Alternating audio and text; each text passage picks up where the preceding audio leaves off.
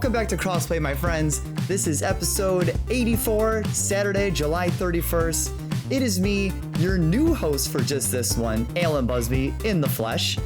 Coming up on today's show, PlayStation's giving us some indies, giving us the little goodie bag of indies.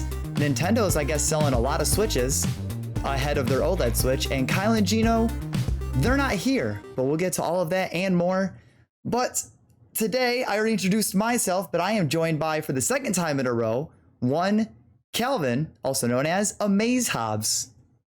Hello. Happy to be here second week in a row. I don't think we mentioned this last time. This is actually my third time back on the show because the three of us did a special episode over Resident Evil Village. That's true. So I know Halloween's coming up, so if anyone's looking for like a spooky game, check out that episode and see what you think. And play a spooky game for Halloween. Wait a second. You said the three of us, because we're also joined by somehow risen from the grave himself, one Ignacio Rojas. I have risen. I'm back to the show. How's it going, people? It's good to be back. It's good to be back in the land of the living. Unfortunately, when one has to go back to life, another life has to be taken. So, I mean, that's why Gino is not here. That's why the Kyle law of isn't equipment here. exchange. Yeah, that's why Kyle isn't here. Well, so that's on him. Before we get into them, Ignacio, I want to just ask you. So now that you've come back to life, do you still need to eat food, or is food no longer an issue for you? I still gotta eat food. One gets to enjoy food. Yeah, okay. When he gets back to now, living. is it regular food, or are you like? Are we talking to zombie Ignacio? No, I'm back to life. Wow, you just came back to life. Again, that's why if one life had to come back, the other one had to be taken, and that's why Kyle is. No, Gino isn't here. That's why Kyle isn't here. Oh, slip of the tongue there. Slip of the tongue. Yeah. So obviously, it's kind of weird. I was told not to divulge information. I did receive a mysterious DM from Kyle a few days ago, and all it said was, "You're next," and I found that to be kind of suspicious. So, unfortunately, I think Gino was killed by Kyle. I think Kyle Kyle's back in he went to Georgia to find Gino. I think he took care of him. He probably lured him by having like a PlayStation controller and some FF14, and that's how he lured him, out of a safety area. Yeah. But yeah, hey, what? Yeah, we lost Gino, but I got to come back because of that. I mean, it's just kind of weird because I think Kyle was on Captain's Log yesterday, so I got to appreciate the bravery of going on a live show after he took Gino's life. I mean, there's no evidence to that, so yeah. Well, Gino, that's only opinions. Well, Gino, I just have to ask you though, because it was theorized that you were the one that actually. Did you just call him Gino? That's true. Yeah. Which one of us did you call Gino? I'm sorry. Another slip of the tongue. I miss What's Gino. going on? I miss Gino so much that I just wish. I know he had to die for me to live back again, but I'm not him. I just find it suspicious though, Ignacio, because last I remember Gino telling me was that Kyle killed you. Yeah. And yeah, you're here, but then it switched that maybe you killed Kyle. So I'm kind of confused. Is Kyle alive? Like, have you been in contact with him? What do you know? I think you're getting your stories mixed up here, Alan. Maybe. This is getting too convoluted. You're making it even more convoluted. It might be convoluted, but... You're making it even more convoluted. Well, sadly, I am not Gino, and Gino is now, I guess, permanently retired. May he rest in Final Fantasy 14 heaven. That's called Heaven on High, by the way. Huh? There's a thing in Final Fantasy 14 called Heaven on High, so that's probably where he's at. But... Yeah, Gino on Heaven on High. But you know what? We don't care about Kyle and Gino. We don't care about either of them. They're dead to us, or they're dead in real life. But we're here to talk about games, so we're gonna get into what we've been playing. So starting this off, Calvin, I'm gonna let you go first again. Okay. So what have you been playing this past week? Yeah, so I played a couple different things, but I did narrow it down just because I was like, I gotta keep this short. The two that I spent the most time with, I would say, was Back for Blood, the beta. I got into early access beta, and Death's Door. So Back for Blood, for those that don't know, it is basically a spiritual successor to Left 4 Dead, and it's going to be on Game Pass. I think it comes out October 12th. I want to say that sounds right. I don't know. I know it's October because it's a zombie game. Well, it's not even. It's weird because they're like, hey, this is Left 4 Dead. It's not Left 4 Dead, but you're fighting zombies. They're not actually zombies, though. There are these things called the Ridden, but for easy purpose sakes, they're zombies. But the gameplay feels what you'd want from a modern Left 4 Dead, where you are going with your friends, you're shooting zombies, shooting these big creatures, going through the levels. What I do like is that there are 8 characters you can choose from. The original Left 4 Dead's, both 1 and 2, had 4 characters, and it's just kind of like you pick whoever, and someone kind of got the short end of the stick if someone didn't want the character. It didn't really matter, though. In this game, it does matter, where your characters do have abilities. They have a particular starting weapon, and there are other perks I think they can unlock. I'm not 100% sure on that, just because I haven't spent a whole lot of time as other people have in the beta. I jumped in with some friends. We played through on easy mode, and we're like, wait a minute, this is like a little. We're just kind of running through this. Let's crank it up to hard mode, and we barely got like out of like the first building just because of how hard it was. It went from like running and gunning to like, all right, clear left room, clear right room, go up the stairs. We need 2 up here, 2 down here, like very tactical. And so if you're a fan of Left 4 Dead, I know the open beta starts August 12th through the 16th. You can get early access right now. Well, I say right now, when this goes up, the early access beta will be closed, as it closes on the 9th. But what they were doing, you could either register and get lucky, or you can watch an hour of Twitch. Someone who had drops unlocked, and then you just minimize the stream, come back an hour later. Oh, you have a drop, good to go. And then you got 3 or 4 other beta invites. So that was the first game I was playing. Okay. The second one, yeah, go ahead. Because Back 4 Blood, if I remember, that's the spiritual successor for Left 4 Dead. Mm-hmm. Does it feel very true to that? Like, did they land that? Yeah, I mean, you have all these different weapons. You have the different things where you have pills and health kits, and you can carry different items. You're having to interact with different things in the environment. Like, hey, there's like a bridge. If you lower the bridge, it'll activate all these zombies, and then you have to like figure out, how do I mitigate them? Like, do I use the propane tank? Do I throw my grenade here? Are we all readied up? Like, do we have powerful weapons or good weapons that we don't die here? Oh, I got knocked down. I need you to pick me up. Or someone's dead. We need to go a little bit farther along to rescue them and stuff like that. I also played the versus mode too, which I was a little disappointed in, because in Left 4 Dead, you had a setup where you could play through the campaign, and then you could have it where someone is playing as these AI zombies. They're different classes, essentially, and they can interrupt your campaign. They don't have that in this game. They have it where it's like a survival mode. You go for like, how long can you survive as the humans, and as the zombies, you try and kill them, essentially. And you can upgrade your abilities as the zombies and all this stuff, and then you switch off, and whoever gets like the best 2 out of 3 wins the round. And that's all I really saw for the versus, which was really disappointing. So, yeah, it definitely feels like a modern Left 4 Dead. There's a card system that you can like equip perks and stuff, and it was a little confusing at first, which that was new to the series, but I'm excited to get back into the beta, just because it was a ton of fun. It was a ton of fun. Oh, well, I mean, that's good. I mean, I know people like the Left 4 Dead games, so Yeah. Not for like a lot of detail, but like, did you play this mainly like alone with AIs, or did you play with like groups of people? Or is it only let you play if you have like a group? So you can play with bots. So it'll put you with like 3 other bots, and then someone can jump into your game and like take over a bot. But I did play mostly with my friends.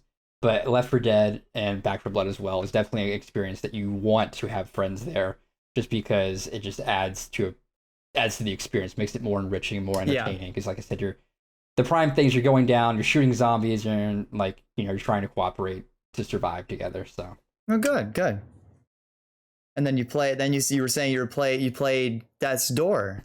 Yes, Death's Door. So I have not finished Death's Door. I'm very close to the end, and I absolutely love that game for a multitude of reasons. To give a better semblance of like what it is, it's like an isometric, almost dungeon crawler, because it reminds me, if you took A Link to the Past and took some of the elements from Dark Souls and made like this kind of pocket-sized experience. Just because I think you asked me, Alan, like how long it is. I think it's 10 to 15 hours, something like that. It was the time to beat. But it has a lot of the ambience and environments that Dark Souls has. It has where you unlock one path and it creates a shortcut back to where you were from Dark Souls. But then it has the dungeons and puzzles that you see from A Link to the Past. And it has these really cool characters that I really, really love, where most of the time in these kind of games, I go up to an NPC and what do you have to say? Blah, blah, blah, skip. I don't like anything useful. I don't care. Move on. Whereas with these NPCs, they're so interesting looking. Like there's a guy with a soup pot for a head. I'm like, what's his story? And like, what's his deal? And you learn his story and it plays into one of the dungeons you go into. But it's just like, who are all these NPCs and what do they have to do with the world? Some of them might say one paragraph. Some of them have a whole text of things and you see them throughout the game. Another one I thought was super, super interesting. And there's a dungeon that you go through that has a character or a boss you fight has these little lacklings that you're fighting. And you come across an encampment later and it's one of his little lackeys. And you see the old mask that represents that boss on the ground. And then when you talk to that lackey, they're wearing a crow mask because you play as a crow character. Yeah. And they're like, oh, I used to follow this boss, but you defeated him. So you're stronger and better. So I'm going to follow you. So I have this crow mask now. But like I said, I'm almost through the end, but everything about it is just so good. I've only encountered 2 bugs. Okay. One, I went into a room that I was a little struggling with, and then it was empty. Nothing spawned. And I was able to just move on. I was like, cool. The next thing was there's a platform area where I have to run past a guy. Gates go up. You got to fight him. Classic video game thing. And then you can go around him later. And when I went around him the second time, he was not in his spawn correctly. He was like in the path and he's not supposed to be there. And he was just like stun locked, like not T-posing, but he was just stun locked. And I could just wail on him and get the soul energy that you pick up from enemies. So, it was, yeah, go ahead. How challenging would you say this game is? Do you feel like anyone can jump into it, or do you feel like it's gonna be a game where you're gonna have to put in a lot of time? No, I mean, I said it reminded me of some of the things of Souls. It doesn't have the difficulty of a Soulsborne experience. Okay. I think it's about as difficult as A Link to the Past. Like there's some areas that were a little challenging, or I was being greedy and like, oh, I need to finish my combo, or like, no, I just need to go in there and hit, roll away, and not be greedy. Like Link to the Past. Yeah, exactly. Yeah. So like that's why I say it's Link to the Past with some Dark Souls elements, but it's on Xbox systems and PC right now. I know it's not on PlayStation, unfortunately, Alan. I know. But it's really good. People have been saying it's game of the year. I know when once the embargoes went up, my timeline just blew up with news over that game. Yeah. So been having a lot of fun with it. Definitely check it out. So that's what I've been playing. Yeah, I've heard a lot of good things about Death's Door, especially because of the comparisons to A Link to the Past, to, like you said, Dark Souls, and also like Titan Souls, if you've ever played that game. I didn't play Titan Souls, but I'm familiar with it. Yeah, and so it just seemed like a good game. The only disappointing part is that I think it is on Xbox Game Pass, but it isn't on PC Game Pass. What? So I wanted to try it out, but yeah, I don't think it's on Game Pass. But if it's on if it's on one of the pass, aren't they shared together? Nope. Not always. No, PC has a lesser Game Pass. Oh, ugh. Yeah. I mean, I'm just bummed it's not on PlayStation, because like looking at the gameplay, it looks good. It does remind me of Titan Souls, as Ignacio mentioned, but it's not on PlayStation. I can't play it. Can't get those trophies. I can't do it. Yeah. Rest in peace. Well, you get the achievements. Well, Ignacio, you've been missing, so you've probably played some good stuff in your time in the afterlife before you came back. Yep. So what'd you play? I played games while dead. Yeah. What did you play? Anything good? Yeah, I played several things. First of all, I tried out the Halo test flight that happened a week ago. Oh, I didn't try that much. I played just a game of it, and I'll explain why. So, my story with Halo isn't a very good one. I played Halo Reach a long time ago, and I remember enjoying it, but it was a very long time ago. And then beginning of last year, I decided to go through Halo 1. And I didn't like that game. I really didn't like that game. I didn't enjoy it. So now coming out to of course the release of Halo 5 inevitably, I at some point want to try out more Halo games, see if any of those stick. And I also want to try out Halo Infinite to see what's up with it. And so at some point I decided to sign up to the test flight thing at some point. And so I got invited to the test flight. First of all, it was a bit hard for me to figure out how to download it, to be honest. It wasn't easy for me. But eventually I did it. I tried out a game. I believe, at least for when I played, the only mode that was available was against bots. Mhm. And it was team deathmatch, I think. I didn't really understand what was going on. But it is your typical, you're in a small arena, there's another team, there's your team, go and kill them. And if you die, you just respawn and again. Yeah. And so I said that I only played it once because I didn't vibe with it at all. I know a lot of people really liked it. I just didn't. It felt very old. Like And that's even the newer one felt like dated.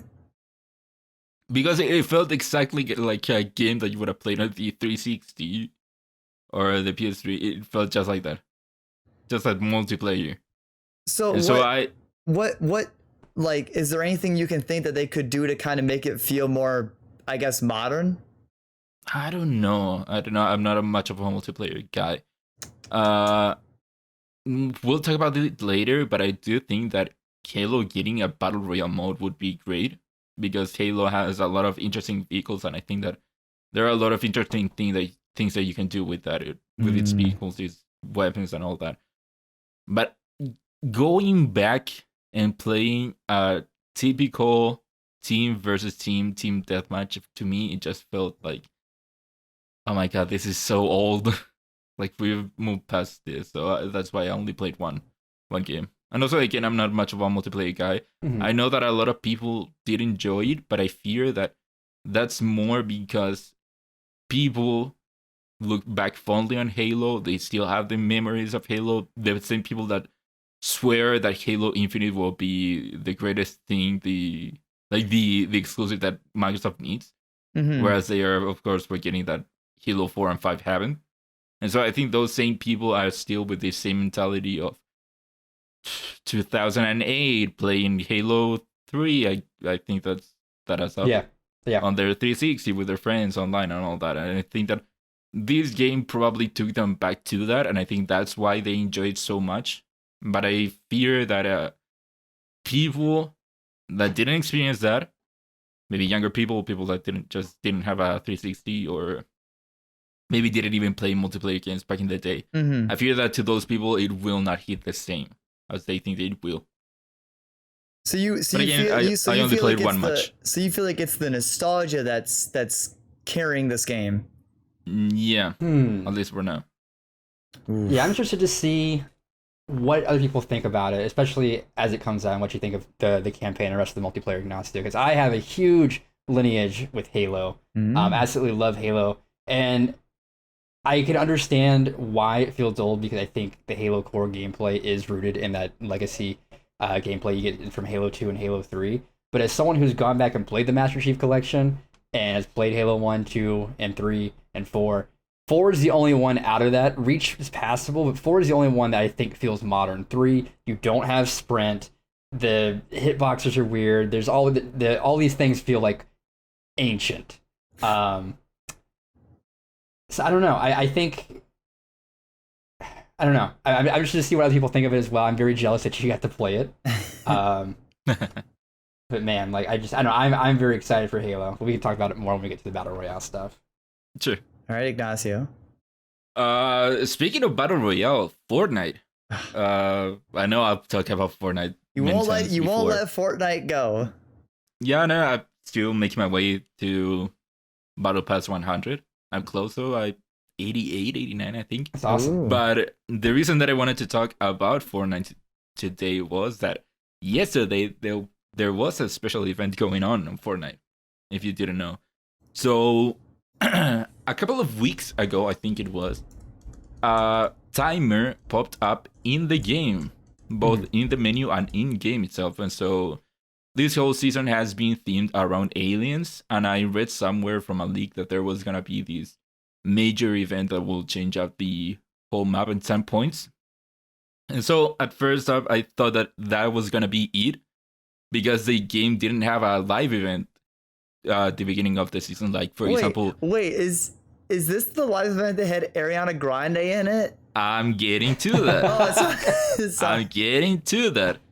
So this season didn't have a big live event to kick off the season, to go from season to season. Like, for example, don't remember what the number was, but the Marvel season going into the like whole bounty hunter, not bounty hunter, the whole Nexus thing that happened. That there was a big event at the end of the Marvel season that was Galactus is coming. There's a timer going on. Once the timer hits 0, Galactus is here, and we'll all gang up and fight against him. And that will kick off the season, and you'll end up in the new map. And so I was expecting that since this season didn't have that this timer was gonna be that. Right. So the day comes, Friday, and I of course had already heard that Ariana Grande was gonna have a concert in the game. Mm-hmm. And if you go to the game, there is a list of dates for what they're calling the Rift Tours. And one of those days was the time and date that the counter was pointing down to. And I thought, oh, maybe they're going to do something at the same time. I don't know. Come that day, I was watching Kind of Funny, and someone pointing out, hey, the Ariana Grande event is going to be when the timer runs out. And I'm like, oh, damn it. I got my hopes up. So, long story short, the timer goes to 0. I'm there. A rift opens up, and it is the Ariana Grande concert, and it was so awesome. It was totally not what I expected. So there had been concerts before in the game. Like Marshmello had a concert. It was like a Travis Scott concert? Yeah, Travis Scott, I think, also had a concert. That was more of a, if I'm not mistaken, it was more of a, there's this stage in the game that you attend to and stuff is going on. This, though, was more in line to the Galactus event, where a rift opens up, and so you are transported between different scenarios through different rifts. So it would be better if you could see the video. I don't know if, Alan, you had to pull it up. No, I didn't. I don't have that up. You should pull it up. Just to show you. I have they're like reaction videos, so I don't want. I've only been taking stuff from like IGN. I want to take stuff from like other people. Fine. It is a lot of visual stuff. So first up, First up, through the whole event, there's Ariana Grande music playing in the background. Mm-hmm. And so it goes through different stages. The first stage is you're in this colorful thing. It's like, I don't know how to describe it. Like this tube, let's call it, that you're surfing through. That is very colorful, full of paints, but you're surfing through it. And so you're surfing through it while the music goes. And then once that's over, you go to the next rift, which is this whole world that is very bouncy. And so you're bouncing through the whole world while the music is playing. The next one is you and a couple of other people are in like a World War II era airplane. And there's this giant monster, think of Fantasia, I think it was. This giant monster that you have to shoot. Like as if you were going to defeat it, and you get points for that. At the end of this section, you get a score and see how other people did. The next one is there's a huge Ariana Grande walking, and they do a lot of things with rifts, and so it goes on like that. It is very dynamic. There's her music playing in the background, which is very cool. And so, yes, it isn't the event that I wanted. It is also not the event that I was expecting from the Ariana Grande Rift Tour. They did something pretty cool with that. But again, it would be much better if you could see it. Right. I'm doing a very bad Well, job. don't worry, Ignacio. I can see it in my head. Don't worry, Ignacio. I did actually pull up a little bit of it so people can see what you're talking about a little bit. Okay. And Cool, I had a honestly, from question. looking at it, the if you would have played me this, like some of these clips from this event and said this was Fortnite, I would not believe you.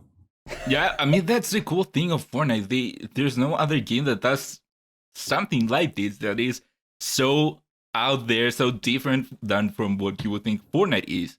Mhm. You think Fortnite it is battle royale, you shoot at each other, is this island. And then they do these kinds of events, which is we're doing something completely unique, which is you going through these different places and in each stage you do something different. It is very colorful, it is very interactive, and no other game does that right now. It is so cool. Yeah, it looks really solid. Like, Yeah, I had a question about the music though. So as you're going to each different rip, going kind of to each different area, are the songs changing or Yeah. like okay? Yeah, So it it's is like, very, very like mood setting for you're in one area, it is one type of music, and then okay, like that. cool. Yeah, that's my question. Yeah. Because like if it's one long song, I feel like No, yeah, it is yeah. a concert after all, so it is several songs. And at some Interesting. point, like I said, there is a giant Ariana Grande that pops up and starts dancing. So pretty cool. Alan, you're muted. Alan, you're muted. there, there is an Ariana Grande that is swinging on a swing set also while you're in the Yep. clouds too. So Yep. Also, you can get an Ariana Grande skin in the game. No. There you hey, see He's now in maybe video So- games now. maybe now it's worth playing Fortnite finally. Ah, yeah. Now that you can play as Ariana Grande Yeah. and fight the likes of Master Chief and LeBron James. Don't worry. Chun-Li. I'll wait for others to name a better crossover. I'll wait. Yep. And then, of course, like the previous weeks, I Yeah. have been playing through the Metal Gear games. So again, last week I talked about, not last week, 2 weeks ago, Yeah, I talked about last Metal week- Gear Solid. I talked about Metal Gear Solid 2, how it was such a jump from Metal Gear Solid 1. This week I watched, because of Kind of Funny, trailer for Metal Gear Solid 2 that went on before the release, and it is so cool how it showcases how much attention to detail there is in the game compared to the first one. Mhm. How you can hang from ledges, how you can point your gun at enemies and like from behind, and they will freeze, and if you point the gun to their head of their dicks, they will shake and give you something or stuff like that. And so Metal Gear Solid 2 still holds up to this day, and getting to the ending of the game when it goes so crazy with this story, it is so interesting to see how the concepts, the ideas that are shown, are said in the game, how they hold up to this day. Not only they hold up, they are more relevant now than they were back Wow. in the day. Okay. The idea of how information can be manipulated on the internet age, or how people with different ideas can go into their different bubbles and ideas grow up like that, or I had it written down, but it is stuff like that. And so in an information era like we're living in today, and Mhm. such a divisive era that we're living in today, it is so incredible how 2001, I don't remember, how back in the day Kojima could think of stuff like this. So yeah, here I put an end to it, but this story is about passing on more than our genes, how things can be censored in the internet age without people knowing, how there could be something as too much information out there, how there can be ideological bubbles forming up on the internet age, and how there is militarization in the name of peace out there. And so again, those themes are more relevant now than they have ever been. It 100%. is not easy, Ignacio, finding good clips of Metal Gear Solid to pull up on the podcast. So every time you bring Metal Gear Solid, I always kind of hate it because I'm sitting here through YouTube forever trying to What? find like a good clip that will look good. If you want, I can send you. No. Fine. You can just look up gameplay on HD. There is gameplay in HD. There was an HD collection. I don't know what you're looking at. And then I beat the game. I moved on to Metal Gear Solid 3. And what I want to say about Metal Gear Solid 3, it is a very cool, like, espionage game, but espionage not in the same way that Metal Gear Solid 1 and 2 were. Like, this is old school espionage, Cold War era espionage. And it is so cool that there is that tone shift from so how it is so different from Metal Gear Solid 1 and 2, how it goes back to that era. That is so cool. And also, I have some criticisms about the game. Like I said, Metal Gear Solid from 1 to 2 was so much more like realistic in certain ways, so much attention to detail, so many subsystems going on. And I feel like Metal Gear Solid 3 might have been Kojima pushing it a bit too much. There's now you, for example, cannot regain health by eating rations. You have a stamina meter that you have to take care of, and that means that you're in the jungle. There are different creatures that you can catch. You gotta catch them. You gotta make sure that if your stamina is running low, you eat constantly. If you get, for example, shot, or you get stabbed, or you get burned, you have to treat all those things. You can get gunshot wounds, which means that you have to go into the cure system and take out the bullet. Or not specifically take out the bullet, but you have to use your knife, you have to use your soldering kit, you have to disinfect it. If you get burned, you have to put in ointment. If you crouch or if you go prone on the ground and there's a snake next by, the snake will beat you and you get poisoned, and you have to go to the cure menu and cure that poison.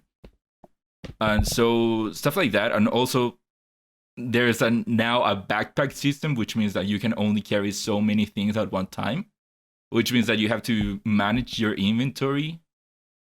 And so stuff like that, that's for sure Kojima trying to go a bit too far with the kind of subsystems and realism of the game. But other than that, it is still a great game. It still holds up. It holds up to this day. And Alan, I don't know, remember if you played it or not? No, the only Metal Gear game I've ever played was Phantom Pain. I've never really been a fan of Kojima's games, and it's not that I never liked them. I never played any of the Metal Gear games. Like I said, I only played Phantom Pain, and Amy got Death Stranding. I never have played Death Stranding yet either. Like, I watched her play it, but I never actually played it myself. Tell me. I just Have you never played got into any of those. the Metal Gear games? I have played most of Metal Gear Solid. I need to finish it. And then I'm familiar with like how crazy the story gets just because of talking to friends and stuff like that. I don't know exact details, but I know the bigger plot points. So I've only played part of the first one. I want to play them all at some point. But that's a bigger fish to fry. Yeah. And I highly recommend that people play the Metal Gear Solid games. I played through all of the games in 2015. So many years removed from when the games came out, and I was blown away with the games. And Yeah. I think that if you give it the chance, you will be a fan of the series for sure. Well, I won't have the time to dedicate to Metal Gear Solid because I dedicated a lot of time to playing the great Ace Attorney. Haha, switching to my games. But Alan, does the Great Ace Attorney have trophies? Yes, but actually, I got a thing about this. So, Oh wait, did it come out on PlayStation? yes, it did. I Not thought- physically, but hang on. We're gonna get to that thought in it a was second. only- We're gonna get to that. Same. So I started the Great Ace Attorney earlier this week, just kind of for fun while Amy and I were watching movies and stuff, and while I had friends over. And I like it. I have played every single main Ace Attorney game. The only ones I have not played are the Miles Edgeworth investigation games. So I was super excited for this game to finally come out over here because you could only play it. It only came out in Japan originally, and I messed up. I bought this on PlayStation, and I'll admit that's the big L. Not like I didn't buy it on PlayStation because of trophies or anything else. I bought it because that's where I'm just used to playing all of my games. As the Ace Attorney series went on, court cases got longer, they got more ridiculous and everything else. I am on the very first trial of the very first game of two. This collection has 2 games in it. And I have played this game for maybe upwards of 8.5 hours, and wow. I'm still not done with the first case. Oh wow. Okay. Wow. So sitting on my couch on my big TV, just going through this, I feel kind of ruins it. I feel like if I could just pop it out on like a Switch and play it on the go would probably be the better way to do it. Okay, TV, calm down. My problem with that though is that I feel like because court cases have so much information, you have to sit down and play them for extended periods of time, which is almost a double-edged sword. Because I'd want to play this game on the go, so I'm not just shoehorned into sitting in front of my TV to play for hours. But if you break it up into small increments, I feel like when you return to it, you'll kind of forget what's going on. So for the Great Ace Attorney, I feel almost conflicted. I love it, but I also feel like it's too much at the same time. Maybe as I get further, maybe it's just really long because it's the first trial and it's setting up a lot of pieces to make stuff shorter in the game. I'm not entirely sure, but it's the same Ace Attorney formula. You're in court, you press statements, you present evidence. It's pretty much objection. It's a text adventure puzzle game, which sounds crazy coming from me considering I tend to not like puzzle games at all, but I like the Ace Attorney trilogy or series. So if you're gonna buy this game, make your whatever you buy it on, you're gonna play it for hours to get through court cases. So I feel like buying it on a handheld on your Switch is probably the better way to go. Plus, if you're a physical collector, you have to buy it on Switch because there's no physical PlayStation version. So take the L on that one, if you will. But yeah, so according to how long to beat the Grace... Oh, no way. Well, because there's 2 games in it, because it's got the first game and the second one. So if you find it, if it's... no. Well, regardless of Ace Attorney, I also have a little bit of update on Chris Tale. So I know, Calvin, you've watched me play this game a couple of times on stream. And where can we find that stream at, Alan? You can find that stream at twitch.tv/AzurePKK, where I stream Monday, Wednesdays, and apparently not Fridays, because every friend wants to hang out with me on that day. But we'll probably pick up a third day, probably do Monday, Wednesday, Thursday. But I have played most of my Chris Tale on stream. I played quite a bit of it also off stream as well. And I feel like I'm far enough in the game to finally say that the game is good, but it's honestly kind of unremarkable at the same time. My biggest problem is the main character, Chris Bell. I'm like 13 hours into the game, and she still doesn't even feel like a character. Like, I don't really know anything about her. She doesn't really have much of a personality outside of, I have these powers to see into the past and future and I want to make the right decision. Outside of that conundrum, she doesn't really have much of a personality, it feels like to me. Like, I feel like the rest of my party is more developed than Chris Bell herself, even though she's like the main time mage that the game's about. Like, you start in Chris Bell's town and you're there. She's a flower girl. She's got a mother superior. She finds the frog, gets the powers, and then that's it. Like, what else is Chris Bell up? What else is what is she like? She likes helping people. That's it. So I just feel like the game is great, but in terms of the game as overall, like, I don't really have any issues with combat. I mentioned Chris Tales before as combat. It's fine. Getting further, it's good. It's not amazing, but it's not bad by any means. It's pretty cookie cutter, but it's just the characters. Some characters feel very developed and they were given a bit of personality, but then other people feel like they're giving you some tidbits of the character, but then they're not giving you enough. Like a character, Wilhelm, another fellow time mage. I feel like I know Wilhelm a lot, but then I feel like I also don't know Wilhelm at all. So I feel like the game's just not flushing out the characters as much as I wanted to, especially for how far I am. I gave it a pass earlier on because I was still new to the game, but now that I feel like I'm over halfway through it or halfway through the game, I feel like I should be having more connection to these characters, but I don't. And that's where I feel like Chris Tales is a fine game. It's great, but also unremarkable. So sorry, Chris Tales, but also like play it. Like maybe I'm alone. Like maybe I'm just not paying attention enough. So if you're curious of Chris Tales, give it a shot, honestly, and see if it speaks to you or not. But it's not doing it for me. And that's all the video games I've been playing. But wait. What? Now going back to Great Ace Attorney, is that I was confused between Great Ace Attorney Chronicles and the Great Ace Attorney Trilogy. Yeah. And that's what got me confused. So you're playing the Great Ace Attorney Chronicles. Yes. Okay, that one is 44 hours total. Like for one game or for the whole thing? No, the whole thing is 44 hours. The trilogy is 60 hours. Oh my god. This game does not feel like it's shorter. Like I'm not even outside of the initial tutorial trial, and it feels like it's taken me forever. Yeah, I wonder if it's like you said, where they are setting up like, hey, here's how this mechanic works, and this is how this thing works. So like you get in the rhythm of like how things work, and I don't know if it's hand holding you or not. It doesn't sound like it is, but like you said, setting everything up so when you get to those additional trials, you can maybe use one mechanic in this trial, another one in this trial. I haven't played Ace Attorney, so I'm not entirely sure how it all works. The last thing I'll say on it is I get it's a video game, so it's got to do video game ass things. But when I'm in court and we almost have this woman convicted of murdering a professor. This is the beginning of the game, so not like spoilers because it's the tutorial one.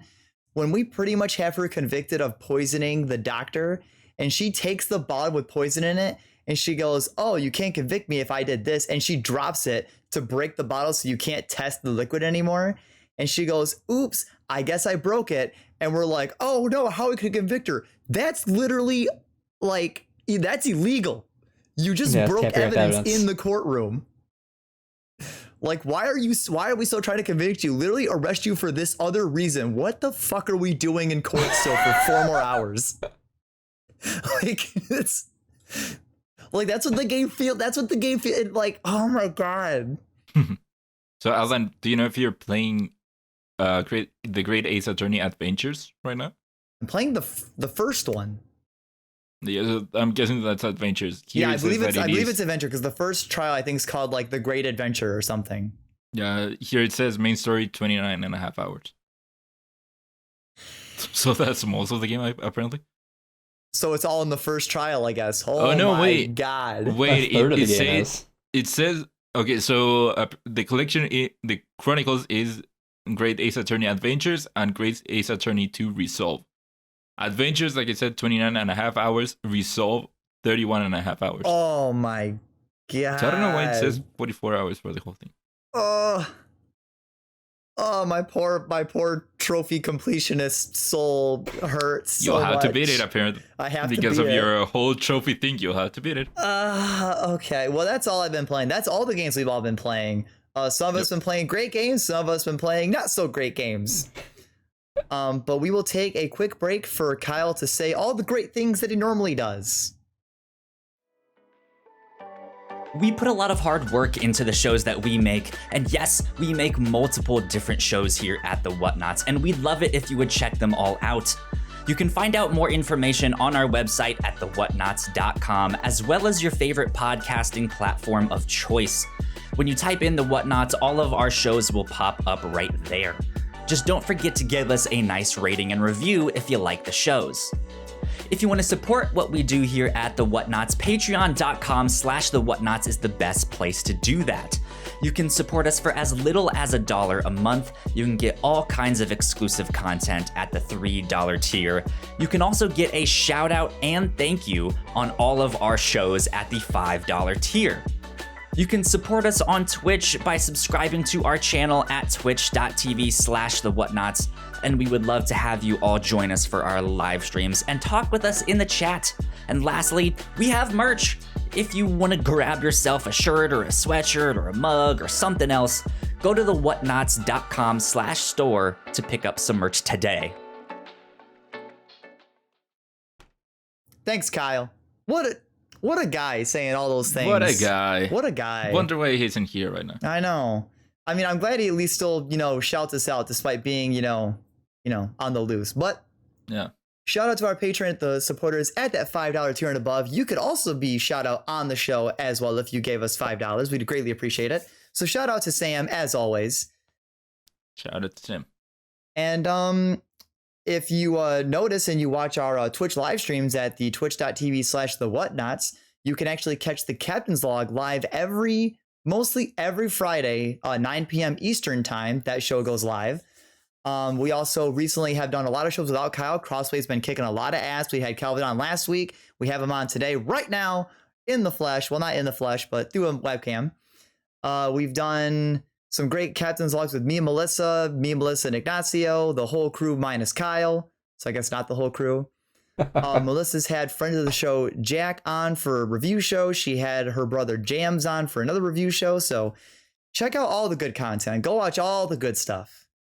And it's all over at the YouTube channel at the Whatnauts, where you're watching this or the podcast services, Crossplay, review show, all the good stuff. But the house has been kept. It's cleaned. We put a lot of work into that. So now we're going to move on to the news.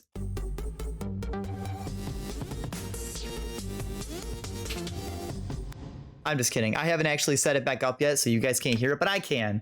So, news of the week. This is normally where Gino would do it, but not here. So, story number 1. Well, actually, we had a quick mention of Blizzard Activision updates.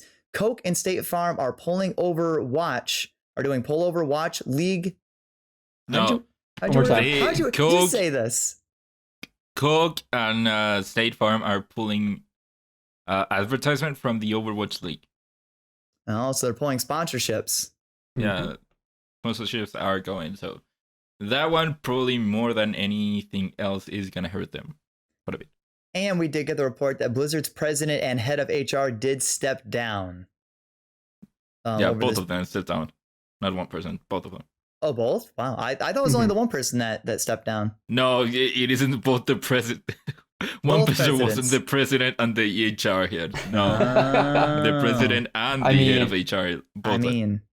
Given how that company was run, it wouldn't surprise me. But yeah, it would have been. Yeah, there's a few more people that need to step down. Yeah. Bobby Kotick's one of them. I don't know if you guys know this, but Bobby Kotick is the 5th highest paid CEO in the world. Yeah. Is he? Yes. Oof. Overall. Yeah. Wow. Like Activision Blizzard, yeah. And that beats out companies like T-Mobile and Microsoft and Netflix, like these massive companies. Wow. Well, they must have a lot of confidence in his ability to make money to be paying him that much. Dang. They got confidence in something, but. Well, if anything else happens, we'll keep you updated. Hopefully, again, still all the people that this affects and everything else. So hopefully, in the future, good things will come of this. It just takes time. But it also should have already happened because it shouldn't have been like this in the first place. Yeah. Moving on to the actual news. Story number 1, the PlayStation Indie Spotlight. This is from Shuhei Yoshida at the front of the PlayStation blog. PlayStation finally blessed us with a little bit of a Indie Spotlight this past week. So just kind of fire through these. We'll talk about them at the end if anyone wants to. We have The Origin of Hades. This game comes out next week, or the week you're listening to this, it comes out this week, or I think we'll already be out. On PlayStation 5 and 4. Before we go on, so I pulled this from the PlayStation blog, so everything, it isn't just name, title, release date. They always do like some description for the game, and then so the game isn't The Origins of Hades, it's Hades. Yeah, it's the game Hades, but so, this was already announced. Yeah, you made it sound like the game was called Origins of Hades. Well, it's Hades, but it is coming. It's the game that's already been out, but it's finally coming to PlayStation. Yeah. Finally. No, but I'm saying that you made it sound like the game was called Origins of Hades. I know. Next up, Reverse Horror Experience Carrion bursts onto PlayStation 4 later this year. I don't think they gave us any exact release date, and I'm trying to see. I don't remember if I pulled. No, that's a Devolver game. I'm pretty sure where you're playing as like this giant meat flesh. Yeah, thing. like a giant meat thing that's eating up people. Yeah, it was an Xbox and PC exclusive. Well, so now it is coming out on PlayStation 4 and I think just only PS4. 4 or 5, of course it is. Yeah, so I looked at some of them. There's no release date. A lot of these didn't have exact release dates. And some of them didn't even say years. But next because this was all done over Twitter. Yeah. PlayStation has done this a couple of times. So they, at some point, they will say, "Hey, in the next few hours, we'll be highlighting all these indie games." And it's pretty much just And then- shouting them out. Yeah, and then putting out tweets throughout. Yeah. A certain amount of time. So next up, we have Crafting a Tiny Open World, a look behind the scenes of the creation of the game A Short Hike. This game also spotlighted from Twitter from PlayStation. Next, we have Soul Cresta revealed, Platinum Games' 36 years in the making space shooter sequel, apparently coming out later this year. The trailer did this cool thing where it actually was going to go to 2022, and then they shot it to switch it back to 2021. This game, directed by Hideki Kamiya. So instead of blessing us with Bayonetta 3, they're doing this one. Hey! Shoot 'em ups are great. Back in the arcade days, these things were so cool to play these little airplanes and spaceships. Back in the day, maybe. Yeah, I get it. Back though, in the day, it's the modern kids gotta today, learn somehow, right? right? Yeah. Back in the old days. Don't say anything bad about it. Hideki Kamiya might block you on Twitter. Next up, we have the bewitching crafting adventure Witchwood comes to brew on PS4 and PS5 this fall. This one I don't think I looked at, sadly, but we'll come back to that if we want to talk about it. Axiom Verge 2 shakes up the formula. In the blog post, they did actually kind of talk about what the new mechanic of Axiom Verge 2 is. I didn't play the Verge 1, so it didn't make sense to me, but apparently it kind of spoils a little bit of something from Axiom Verge 1. And what? And then our very last one, Ignacio, really quick. We have Uncover the Full Story as Riley and Oxenfree 2, The Lost Signals, just coming to PlayStation. It gave us no release date. It didn't give us a year. It just said coming soon. And that was everything Shuhei, the PS blog, spotlighted of the indie games. Kelvin, anything in here? Did you check this out? Anything in here jump out at you that you were like, man, yes? So this was new to me. I mean, before we started recording, I didn't even know this was a thing that happened. But I'm familiar with Carry On and Oxenfree. Mix those two up. Oxenfree 2. But the one that stood out to me was A Short Hike, just because if you click through the video on there, it's like this almost weird kind of polygonal, like almost very early like PS1, like N64 looking game. And there's nothing that looks amazing gameplay wise, but the graphic and art style, I just have this weird love and affinity for when people take that polygonal stuff and kind of make it look a little bit nicer than it used to back in the PS1 days. So that's the one that stands out for me, is A Short Hike.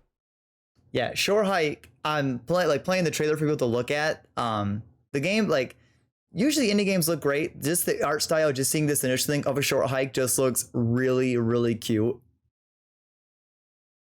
So, yeah. Ignacio, anything jump out at you that you're kind of excited for, or? I'm of course a bit excited for Axiom Verge 2. Axiom Verge 1 was such a great game.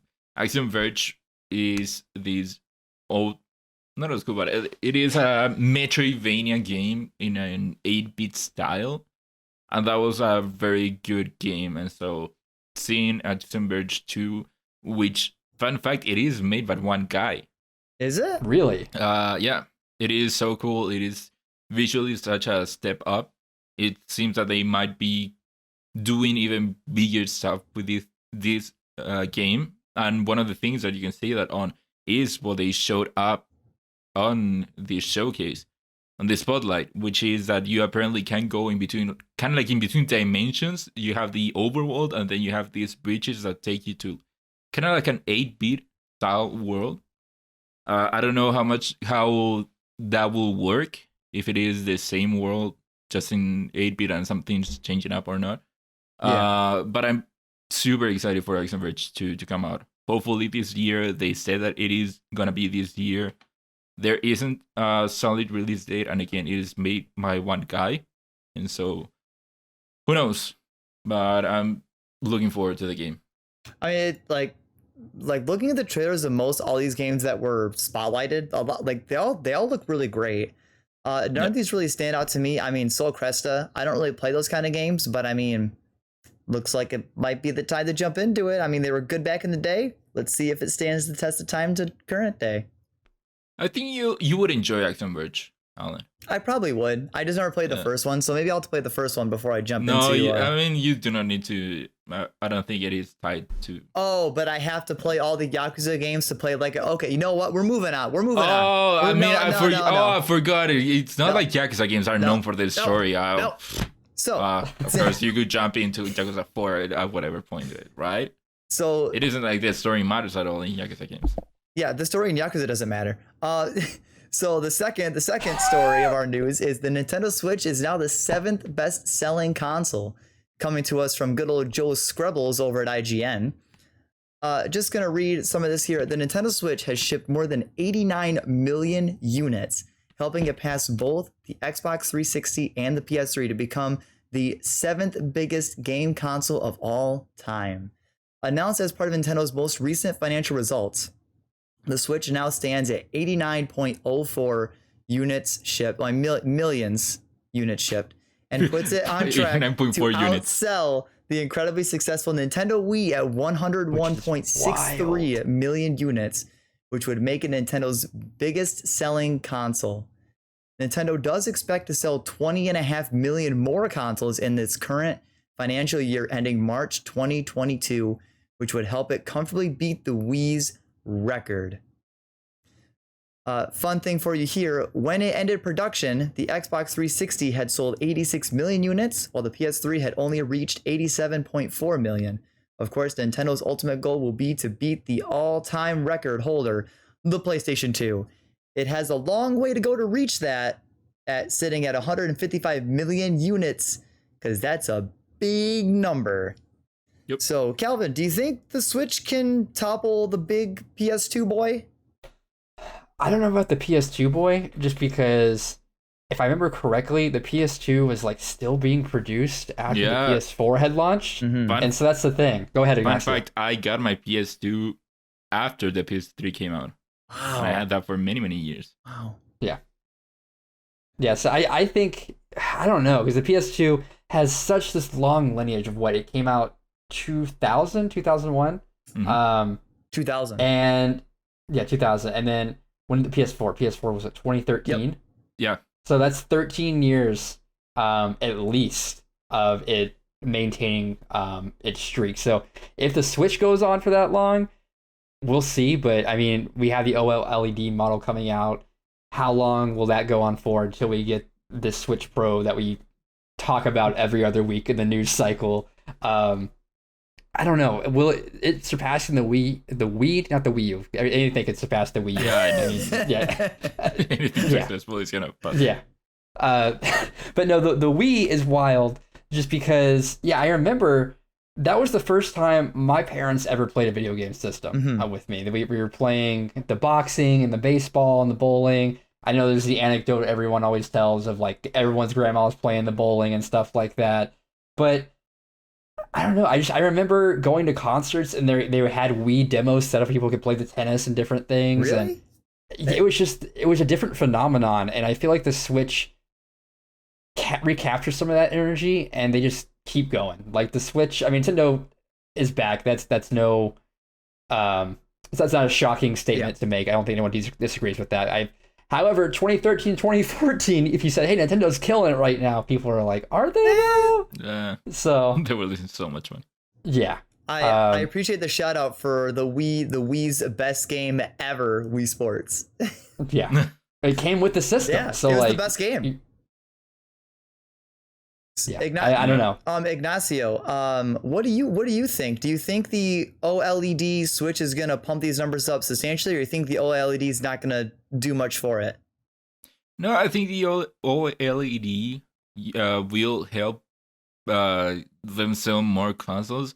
I do not think that they could ever reach the PlayStation 2's 155 million units. I don't think any console could do that now because the PS2 was such an... There's a reason as to why it sells so much. It is because it was a cheap DVD player at the height of DVDs. It was, I think it became for them so cheap to make.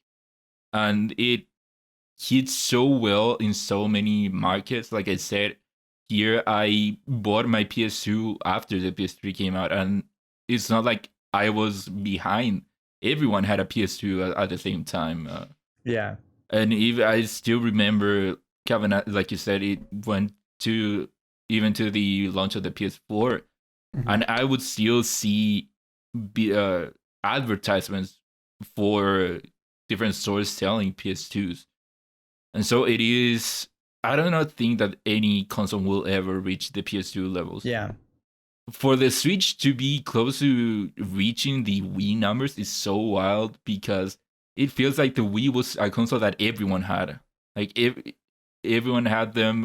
Even my friends that didn't even play games had a Wii, that even to this day that they would sometimes pull up to play like Just Dance or Mario Kart Wii. And so it is wild to think that the Switch is getting to that point, even though I do not think that I do not see it as that type of console, as the console that everyone would have, that appeals to everyone. So it is wild to see that the Switch might get there, and I think that has to do with the state of the games industry right now. Yeah, I mean, for one, more people are playing than ever, and two, I think that video games are more accepted than they have ever been. Oh yeah. Yep. Yeah. I was gonna say, my girlfriend has a Switch, and like, she is not a gamer. Like, she has Lego Harry Potter. I just showed her you can download the old SNES titles on there, and she's got Ring Fit and then some random demos she's pulled. But she doesn't consider herself a gamer, but she has a Switch. I mean, she has Animal Crossing as well. But it's just, everyone, or not everyone, but a lot of people are adopting video games and adopting Switches, like Ignacio said. Oh yeah, and obviously it's the whole meme at this point. Like, if Nintendo did actually truly announce like an actual like upgraded a truly upgraded version of the Nintendo Switch, these numbers would just explode. But I mean, I don't think the OLED Switch is the gas in the fire that's going to propel it forward. Yeah, it will add to the numbers just because it is another SKU. But before we move on, I have here from Wikipedia the list of the best-selling consoles of all time. Just give us. We already know number one. Well, you know number one. Do you know number two? Game Boy. Nope. Isn't it the DS? Yep. Number three? Isn't number three the Wii? Nope. Game Boy. It's the Game. Okay. Oh. Game Boy and Game Boy Color. They have them put together here. Wow. Number four. A recent one. Isn't it the PS4? Yep. PS4 and number four. Yeah. Number five. We don't get number 5. See, now we get further down. Just do the top 5. This will be the last one. But like, I feel like number 5's got to be the. There's Sega Genesis. No. There's no way it's the PS. There's no way it's the Sega Genesis. There's no way it's the PS5. Is it? No, PS5. No, I know, but maybe it's the. Is it a Nintendo console? Is it? Nope. Is it the Wii? Nope. I know it's not the Wii U. No, the Wii U is below the Sega Genesis. Oh. So what's number 5, Ignacio? Number 5 is the original PlayStation. Wow. Oh, the number 6 is the Wii, then the Switch, PS3, 360, the Game Boy Advance family, the PSP, the 3DS, the NES, and the Xbox One. Dang. All right. Well, Nintendo is not actually the only company that's selling a lot of consoles and has plans, because number 3, Sony plans on selling. Not the only company that has plans. Now, well, Nintendo's been selling. They have plans to sell 20. Well, they expect to sell 20.5 million. Shut up, Ignacio. Sony plans on selling 22 million PS5s by March of 2022. This is also from good old Joe Scrubbles from IGN. Sony says it has secured enough components to hit its goal of selling over 22 million PS5s by the end of its current fiscal year, despite the ongoing global semiconductor shortage we are experiencing. Speaking during an earnest webcast, Sony CFO Hiroki Toteki explained the company had... Toteki. What? Toteki? The company had taken various measures in order to secure semiconductors and has seemingly been successful. For PS5 and the number of units to be sold this year, he explained, The target has been set and we have secured the number of chips that is necessary to achieve that. And regarding the supply of semiconductors, we are not concerned. Sony had previously said that its target was to sell 14.8 million PS5s during its fiscal year 2021 to April 2021 to March 2022. After selling 2.3 million units in quarter one, that leaves it with 12.5 million more units to make and sell this year. Reaching that target would leave the company having sold 22.6 million units since the console's launch last year, November. So, Ignacio, obviously, I believe all of us here have a PS5, so the shortage never affected us. Do you think they're actually gonna hit this? Do you think it's really not a concern for them anymore? No, I think that if indeed they can get if they can make that many consoles, they will sell that many consoles. Oh yeah, we've seen that the only reason that there is a perceived notion of a shortage of PS5s and why sometimes it surprises people how well the PS5 has sold. Like we recently got the news that it is the fastest selling PlayStation console. That's the only reason that it has a perceived notion of scarcity is because it is selling out constantly. There are that many people buying them. Oh yeah, so desperate to buy them. And so I do believe that if they can make that many consoles, they will sell them all. Kelvin, you got any thoughts on PlayStation's numbers? I mean, I agree with Ignacio. You know, if you build it, they will come. I mean, I'm interested to see what next year looks like, because they're saying they're trying to hit this by March is what the article said, correct? Yeah, March 2022. I'm interested to see what July or even what we look like in the next holiday cycle, where those numbers look at. Just because, I mean, just as we just talked about, video games are growing. A lot more people are playing video games. I remember growing up, like, I had some friends and cousins that would play video games, but they grew out of it. Yep. And there's people that's kind of stuck to it. And now it's kind of like, oh, like you're not still playing video games to like some capacity. My friend has a younger sister, and like she was really into Minecraft. Like a lot of kids were her age, and I don't think she spends as much time on video games, but it's kind of like if you're not playing some kind of video game like nowadays, like even if it's just a phone, like a little mobile game, like what are you doing? Like, yeah, I don't know. It's still super strange to me that like how commonplace video games are. Yeah, I remember growing up, and I remember that transition from elementary school to middle school because I still stuck with video games. It was that whole thing of what are you gonna do this weekend after like not in school? Oh, I'm gonna play video games, and I'd always get told, "You still play games? You still play them?" Like, yeah. But now it seems like nowadays, if you're not playing games, what are you doing? Like, are you playing? Do you play games? No. Why not? So it is weird seeing that shift of video games technically being the almost not cool and niche thing to now being like the thing to do. But I don't know if I would go that far. I think that it is, at least now, we've gone to the point that it is like movies, like TV shows. It is just another thing that I'm regular Joe Schmo, and I'm back from work, and I'm gonna pop up and play some FIFA, some NBA, or a couple of rounds of Call of Duty, just like I would watch this show or this movie. I don't think that it is to the point that everyone is gonna play The Last of Us, right? That has a PS5, but we're getting there, I think. I mean, instead of watching the next season of Criminal Minds, might as well just play the Great Ace Attorney Chronicles. It's another mystery. It's like a movie. You just got to solve it yourself. If you have that much time. Yeah, if you got. You play Metal Gear. Yeah. Also like a movie. Yeah. Also like a movie. Also, works as a movie. Yeah. There's no good transition for our final story of the week. Number 4, Ghost of Tsushima Legends has an update. This is from Jay Peters from The Verge. Ghost of Tsushima's multiplayer mode Legends is getting some new free content and a standalone release.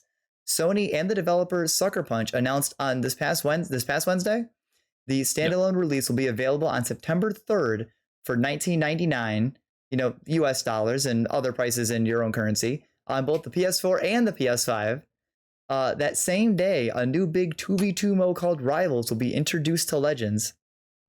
Here's how Darren Bridges, a senior game designer at Sucker Punch, describes it in a blog.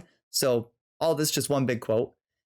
In Rivals, 2 teams of 2 will complete to defeat waves of enemies. With each defeated foe, you will collect Megatama that you can use to harm the other team. For example, you can spend Megatama on shades to block your opponent's purchases, curses, i.e. health drain, exploding bodies, etc. I don't know this word. Hawachi? Hachi? Watcha. Hawacha? Hawacha fire and more. Once you've spent enough Megatama, you'll unlock Final Stand waves. Complete these before the opposing team to win the game. So, alongside Rivals, Legends will also get a gear mastery system to further kit out your gear. So, I know this month in August, we get the PS5 upgraded version of Ghost of Tsushima. You guys getting the upgraded version? You guys gonna get the standalone Legends? Did you guys play Legends originally? No, I did not. I had friends that played it, but I think when that came out, I was like in the process of moving, and by the time I got all that situated, my friends had moved on. I was like, well, I could team up with randos, but not really trying to do all that. Yeah. Looking at this blog, I was a little confused because I know there's the upgrade coming, but the way it sounds to me is that the Legends was the upgrade, just based on. No. Yeah. And after kind of clicking it in my head, I was like, wait, that's not right. They're not there. There's a whole debacle about the pricing for the upgrade and how it's like this for the PS4 and that for the PS5, blah blah blah. But so no, I didn't play Legends. But to answer the other questions, I don't plan on getting the upgrade. I enjoyed my time with Ghost of Tsushima. It's an amazing game, but I'm not looking to go back if I'm being honest. Well, so you're not going to get the standalone multiplayer mode to give that a shot? Like if your friends jump back into it? Probably not, because they're not going to jump back into it. Didn't you say that you have Ghost? Or you played Ghost? I do have Ghost. Yeah, then you have Legends. Okay. So what about you, Ignacio? Does this tickle your fancy? So, of course, I really loved Ghost of Tsushima when it came out. I loved the gameplay, the story, and all of it. And so it was wild when Legends came out of nowhere. This free expansion or addition to the game that is this whole separate thing because it is multiplayer. And I've only heard good things about Legends. And, of course, I have been intrigued about it, but the problem is that because it is a multiplayer game, I do not have anyone else to play it with, so that's why I didn't play it. But I love Ghost of Tsushima, and I have only heard good things about Legends. And making it standalone makes sense, but I would say that go for the whole package. Go for Ghost because Legends is free for Ghost of Tsushima. Yeah, so you might as well just get the full game.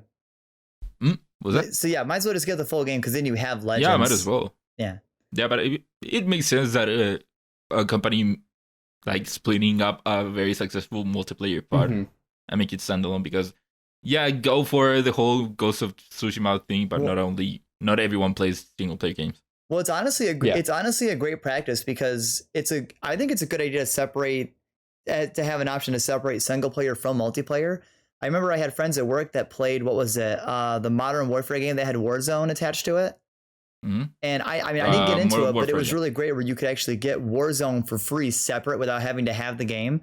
So while this doesn't appeal to any of us because I'm not going to play Legends, I never played it on Ghost. I'm not going to play it here when I played the upgraded version. But I just like that there's that option where if you don't want to buy the whole game for a single player you don't care about, you can get the multiplayer mode. And if you don't want the multiplayer mode, get the main game, but then you do actually have the multiplayer mode as an option. If you're like, well, I want more, but the game's done, so great stuff. I think it's great stuff. Go ahead. Great stuff from Sucker Punch. I think it's a smart play as well, because more choice is always good. Oh yeah. Yep. Yeah. And of course, I cannot wait for the game to come to the PS5 and I can play the Iki Islands expansion. I know. I want the expansion so bad. Yeah. This month. That actually wraps up your news. That was only 4 stories this week, but we actually have New Notable next, and New Notable not very long, so we're gonna go into that. Ignacio, do you want to take the short New Notable, or do you want me to do it, or Calvin, you want to take it?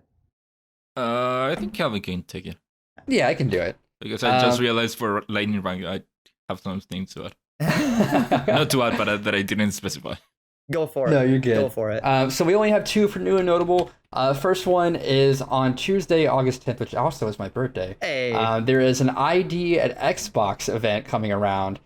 So look out for that. We'll see some more indies. PlayStation just did their thing. Xbox, I don't know if they responded because PlayStation just did their thing, or it just was a coincidence. But I thought it was. They're funny. like, oh my god, we gotta have something. Yeah, I do wonder if they had that in the canon of like, hey, we were planning to do this in August, and then PlayStation did it, and they're like, well, we're mostly ready, just go. So I wonder. But yeah, the other one we had on there was that there was a new South Park game. Now, this came from, I believe, a press release that basically the creators of South Park, they're renewing to get new seasons out there. They're getting all different types of content, and that includes video games. So we don't know what that means because it was just this giant mass of different kinds of content. Oh, yeah. They talked about potentially maybe doing another movie experience, I believe. No, And not one. Not one.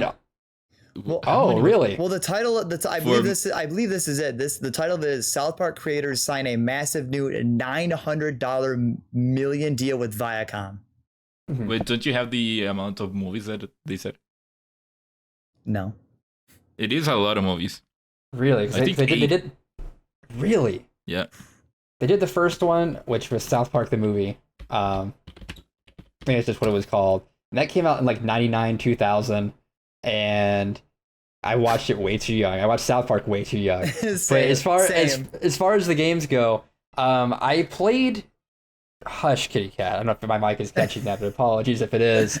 I played the N64 like first person shooter South Park game, and then there was another game called South Park Rally, which is like this weird knockoff. But the more recent South Park games have been The Stick of Truth and Fractured Butthole.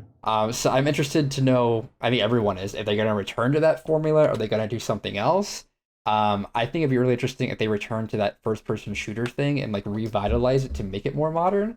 Just because, I don't know, I think it'd be really interesting to see what they would do with that if they would like, oh, we're doing a remake of this, because a lot of people like to throw money at remakes and I hope it sticks. See, I know it's more puzzly, so I know I'm kind of picky on them. I would still like to see South Park in like a point-and-click adventure, like Grim Fandango style. Oh, I think that'd be pretty cool. I just want them to make more of the games that they did with Ubisoft. The Fractured Butthole and The Stick of Truth. I love those games. I wasn't a South Park fan before it. I played those games and I instantly became a fan of the show. I love those games so much. I just wanted to make more of those. There was a report that came out that not much is known about the game, but apparently it isn't known if it will be Ubisoft making the games again. I want them to be Ubisoft. I want them to just keep making those types of games. Yeah, maybe as we get closer, maybe we'll find out something. But yeah, I believe at this current moment, we do not know who is making this mystery game. Okay, so here I have the actual deal that went on. So it is a deal with Paramount, with Viacom. So here the title is South Park creators get $900 million to make 6 more seasons and 14 movies. 14? 14 movies. That is a lot of movies. That's a lot. You've heard of the MCU. Get ready for the South Park universe. Oh, yeah, it said here, Parker and Stone will create 14 direct-to-streaming movies as part of their agreement, including one that's set to be released later this year. Huh. Oh, wait. Rather than being centered on the main cast of the show, these movies will be set in the South Park world and will sometimes focus on new characters and stories. So I wouldn't expect something like the bigger, longer, and uncut movie. Mm-hmm. Yeah, wow, 14 movies. Yeah, that's I didn't read the full deal, but that's gonna be a lot of South Park movies. So I really hope. I wonder if that makes me wonder if the game is gonna somehow like tie into the movies, or is it gonna be like maybe they'll have like 7 movies, have like a game in the middle, then 7 more movies. Could be. Yeah, or its own separate thing. Yeah. Yeah. I want that point-and-click adventure South Park game. Have you played the Ubisoft South Park games? I have. I have Oh, not yeah. played the old ones like Calvin mentioned. I didn't play those older ones. I've only played the Ubisoft ones. Yeah. But see now, Calvin, because it's usually the thing I do. The new and noted is now old, or new and notable is Nope. now old and noted. No, Alan said no. Or no, Ignacio said no. No. No, I'm doing it. No, he said the new noted. He was Yeah, I about to said say new the and new noted. noted was old and We noted. already know I can't talk. Okay. We already know it. But that was your new and notable. Thank you so much for that one, Calvin. And Ignacio, we're gonna move into the lightning round for you. So take us home, Ignacio. I mentioned this a bit before, but Halo Infinite might be getting a Battle Royale mode. So I think this comes out from someone found like an audio thing from, I think it was taken from the test flight that had the announcer mention Battle Royale. So there is no concrete evidence as to whether there will be a Battle Royale. But I think that, like I said before, it would be a good thing for them to make a Battle Royale. I think the Halo universe lends itself very well to a Battle Royale. Yeah. Moving on, GTA 5 has shipped 150 million units. That's a lot for a game that came out in 2013, and it is still doing pretty well thanks to GTA Online.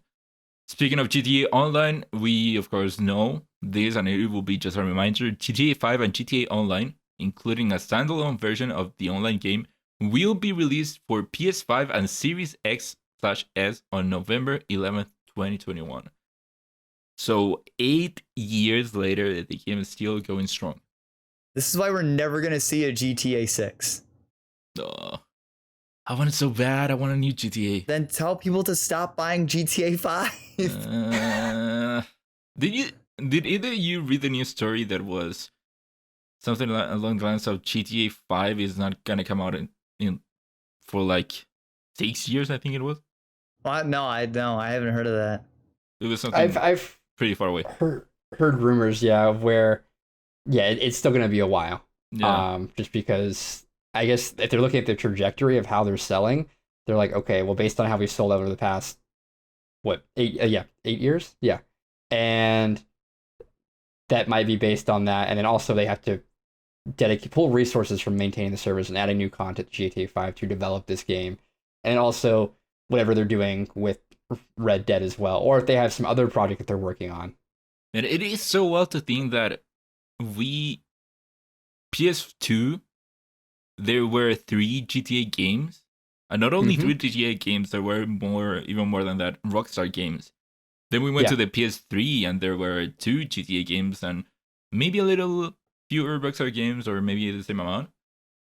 And then PS4, we got the same GTA game, and now PS5, we're getting the same GTA game. 3 generations with 1 GTA game. I mean, that just shows how much more they compacted into GTA 5, that they can get that much more like life out of this one game. Online. Yeah, the online online. specifically. Yeah. Yep. Speaking of new games, I don't think that we were talking about new games. New Metroid Dread trailer came out. I didn't watch it, but I think Calvin, you might have watched it. Yeah. So it's not very long. It's a minute long. And what's really cool about it is there's a small montage that goes through a bunch of the lore. I mean, it's like flash, flash, flash, flash. But there's stuff in there for Metroid Fusion. There's stuff in there from the other Metroid games. Because if you've ever looked at the timeline for those games, it is a mess. It is a mess. To give you an example, Metroid was the first game. Metroid 2 is second game. Super Metroid is Metroid 3. And then we got Metroid Prime, right? Yeah. Metroid Prime is not Metroid 4. Metroid Prime happens between 1 and 2. What? Oh, wow. Metroid Fusion is Metroid 4. And that game came out in 2002, along with Metroid Prime. What? So Prime is like down in between 1 and 2. All the Prime stuff, Really? everything that's...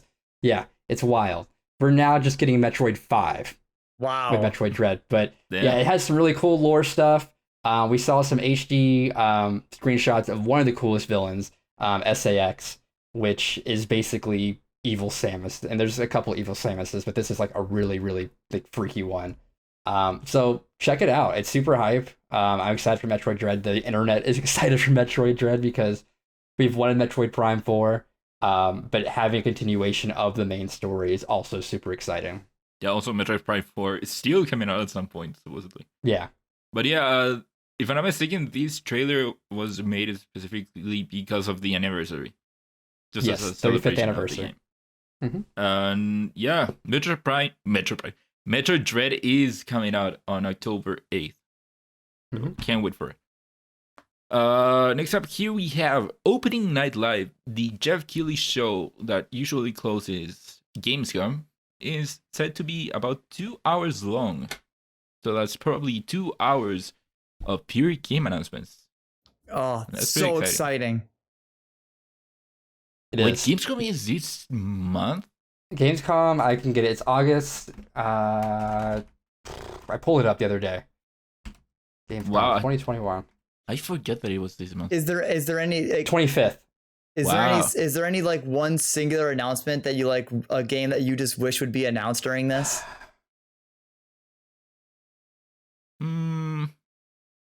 That could be announced? It's Silk Song, baby. Just come on. Ah, can't wait. Oh, then it's not coming out this year. Yeah, Silk Song would be a good one. Come on. I can't think of anything else. Yeah, I cannot think of something that I would. Of course, there are many games that I want to be announced. It's like I want all but the that games. could be there. Want everything. Yeah, well, all the games. Where's the Dragon Ball Z game for this year? You Come on. don't get it. You don't get it. If I don't get Digimon Survive, you don't get your new Dragon Ball Z game. Alan, I want Digimon Survive too, but like you talked about last week, it isn't coming out this year. You don't want it enough. That's why they delayed it, because they're trying to make you want it more. They knew you weren't committed, so they were like, delay it, get it out of 2021. Yeah. Who knows what's going on with that game, to be honest. Well, yeah, I'm definitely hyped to see what comes out of Opening Night Live. I wonder if we'll see more Elden Ring since we saw it at Summer Games Fest. Yeah, I wonder if we'll see more of it. I don't know. I really don't have any expectations, which is always a good thing to go in because then you can get blown away by anything. true. Versus and again, building up. Opening Night Live is usually just announcements. So 2 hours of announcements, it is a pretty long time, and that's something to be excited for. And also, it is one of the few stages where you can see all three console makers on one stage. So we shall see. And then the last new story that we have here is that apparently Dead Space Remake is set to come out next year. So we probably will not have to wait too long for that remake to come out. Yeah, but next year is still so far away. You can wait a year. I want the Dead Space game like this year. Like I want to play it. I want to play it through my winter. I want to play through the holiday. Well, I'm pretty sure all three are on EA Play, which is part of Game Pass. If you really want to play Dead Space that bad. Right, you know who you're talking to, right? You just say Game Pass to me. Game Pass is great. We don't have that on PlayStation. You're telling that to the wrong person. Alan, I'm sure you can get Dead Space on PS Now. Probably. And that has trophies. Well, I don't know if Dead Space wants trophies, but PS Now has trophies. I think you just convinced me, Ignacio. I don't know if it is on PS Now right now. You would have to check. I don't have access to PS Now here.